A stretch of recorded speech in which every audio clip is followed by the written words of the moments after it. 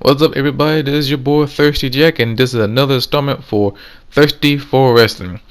And the game I'm sure right now is Call of Duty, and I'm playing in Domination and Newtown.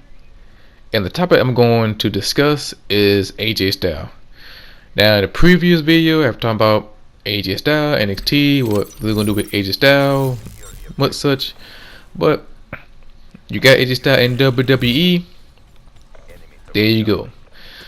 And he has his debut on Raw on Monday night, and the match was good, but it wasn't up to tempo. It was like when you watch AJ Styles, his match was up tempo, was up on the rhythm. When you follow Sasuke Nakamura, it was a different style, technical wrestler versus strong style wrestling. Two different style, great match. And when you look at back in the TNA days, his match was with speed, it was fast, it was tempo, it was with rhythm. It wasn't like fast like Lucha Libre.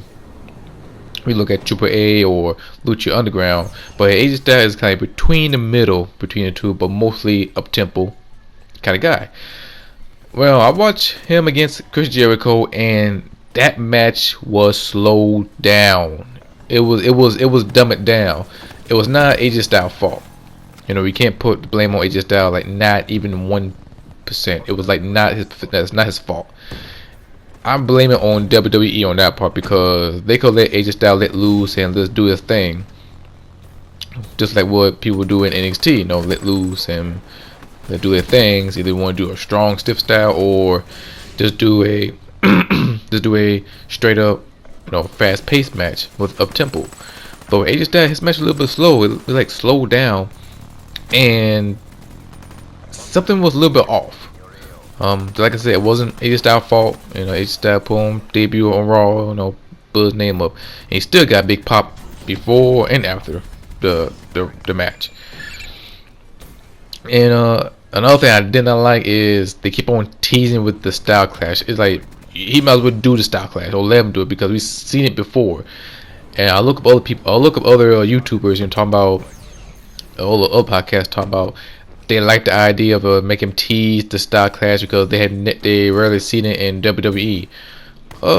Last thing I remember Michelle McCool, she used the style clash long time ago. Everybody recognized that move. So if we've seen before in WWE in the past, what's so different with AJ Styles? It's like the same situation with Hideo Itami or Kenta and with CM Punk. We see CM Punk do the GTS. Everybody know that moves. Okay, 80% who know that move, and probably 10% or 20% don't know what that move's come from. Anybody who got great knowledge about pro wrestling, everybody knows they get that move from Kenta. And once Kenta comes to NXT, he never did GTS in front of the live television, but he did it in a live event. A live event. And everybody got hyped up for it because it's the first time seeing it from the originator, Hideo Itami. So I feel like do the same thing with AJ Styles, start building it up, and I thought at least give him a finisher. I prefer give him like a spinal tap or the calf killer. Hell, if you give him the Bloody Sunday, unless they will give it to him or not, but should at least give him a finisher, give him a style clash at least, or give him a finisher like a calf killer, just not like a cheese away like a roll up pin. I feel it's a little cop out. But win is a win. Did a great job with AJ Styles and Chris Jericho. Another thing the other part I did not like is the commentary. They talk about the whole welcome to the big league thing. That shit is getting old real quick because AJ Styles have been to a big league. It's called New Japan Pro Wrestling. He been to big league, TNA, Ring of Honor. Yes, I say TNA, Ring of Honor. Okay. I don't care what anybody gotta say. Those two are the big league. If they team up with if Ring of Honor team up with New Japan Pro Wrestling, and they upgrade their own their production, they're in the league right now. So WWE is not the only big league out there. Yes, do a little shit, but who cares? But anyway, I didn't like that way. I don't like the whole the big league thing. That didn't he cut that shit out. AJ Styles, he's a main eventer. He been a big stage before. He headlined a Wrestle Kingdom before. He been on Bound for Glory dozens of time. He big time. He's a multiple time world champion from TNA to IWGP heavyweight champion.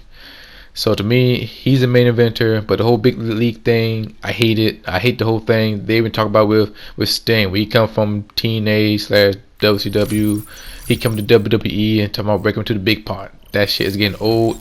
WCW Sting been his own big league a very long time. Same thing with AJ Styles. So that's the other thing I dislike about it. And that's the only thing. That's the only dislike about it. But everything else, AJ Styles being AJ Styles, I like it. And I'm getting curious about AJ Styles' future with WWE. You know how I feel about it's great time to come to WWE. Become very concerned. I didn't have that much concern with him going to Ring of Honor, New Japan Pro Wrestling, because they know how to build stars. But with this situation, a little bit different. The way it looked, if WWE push AJ Styles towards to the Intercontinental Championship run, I can see that happening very soon. The U.S. title, give it take, but I see him gunning for the Intercontinental Championship. Hopefully he step up from just one mid card and move to a main event, because he's already a main event.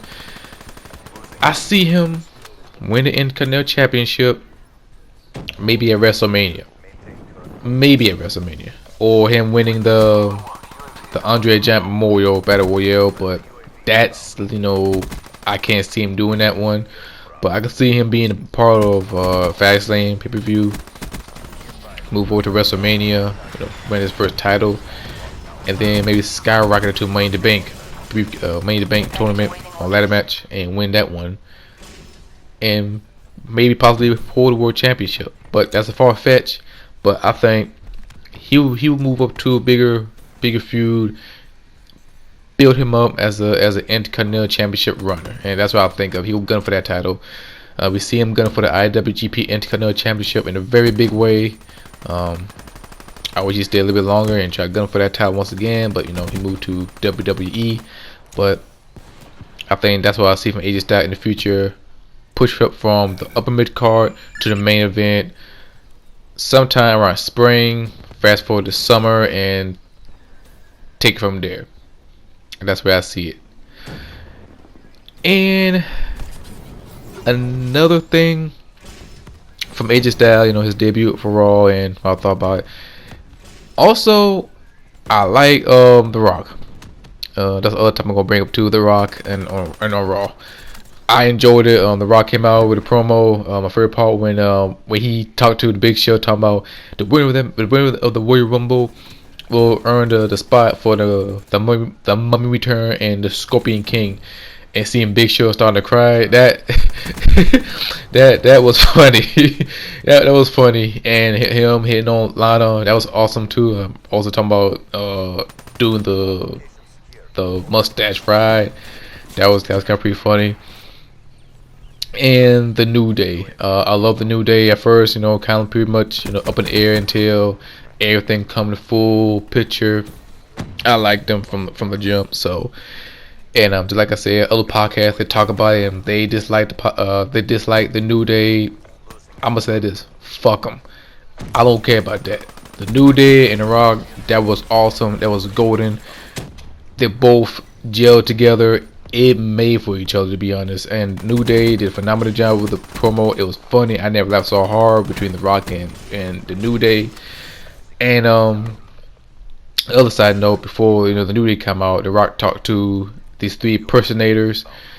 They did their things, and I see them moving these guys away. That's very dirty from WWE. They're very, very sensitive about that, because they did chant Randy Savage during the Kane and Bray Wyatt match, so they try to move them away. So that's kind of side note. Well, match about to be in. Don't forget to hit the like button, subscribe. Until then, I see you guys next time. Next installment of Thirsty for Wrestling. I see you guys next time. Bye.